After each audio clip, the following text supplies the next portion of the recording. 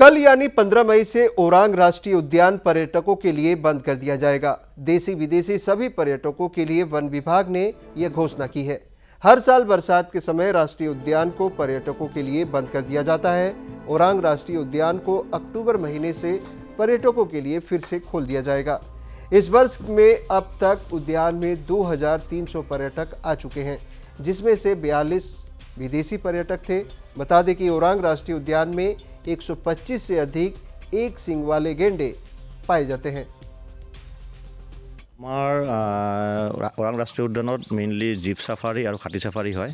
যেহেতু এতিয়া বাৰিষাৰ সময়, আমাৰ ৰাস্তা ঘাট আমাৰ বেয়া হৈ আছে, গতিকে প্ৰথম আমি যোৱা 1 মে'ৰ পৰা 15 আমাৰ হাতী সাফাৰী আমি ক্লোজ কৰি দিয়া হ'ল আৰু এই 15 মে'ৰ পৰা 15 মে'ৰ পৰা আমাৰ জীপ সাফাৰীও বন্ধ কৰাৰ অৰ্ডাৰ আমাৰ মাননীয় সন্মানীয় DF ছাৰে এইটো কৰি দিলে।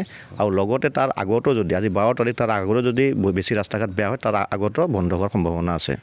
এইবাৰ আমাৰ আজিলৈকে আমাৰ ৰেভিনিউ কালেকশ্যন 3,66,000 সামথিং আৰু এইবাৰ যথেষ্ট কম আমাৰ ৰেভিনিউ। পৰ্যটকৰ সংখ্যাও আমাৰ কম হৈছে 2,300 সামথিং আৰু আমাৰ ফৰেনাৰ্ছ আছে আমাৰ 42 জন 42 নাম্বাৰছ।